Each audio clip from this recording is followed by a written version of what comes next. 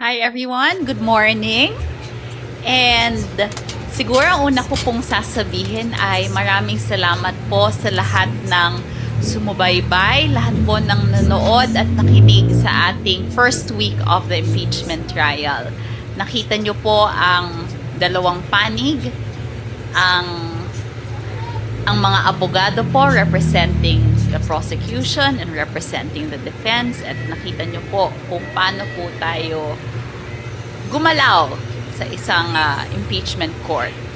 Nakita niyo din po ang ating unang witness at ang kanyang testimonya, at nakita ninyo na hindi natinag o nabasag ang testimonya ng ating witness na si John Mark Calilong.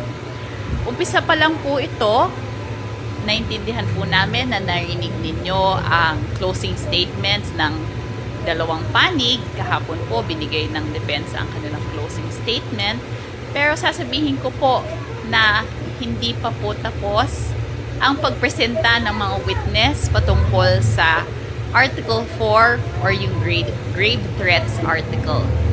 In the coming weeks, meron pa po tayong ibang witnesses. Ang susunod naman po ay na-announce na, at yun din po ay isa pang NBI official. Yun po si Attorney Lotok, which we will present on Monday. So sana po subaybayan po ng ating public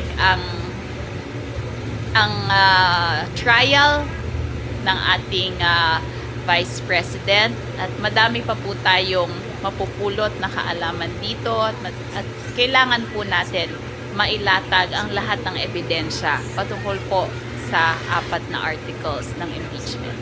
Thank you very much.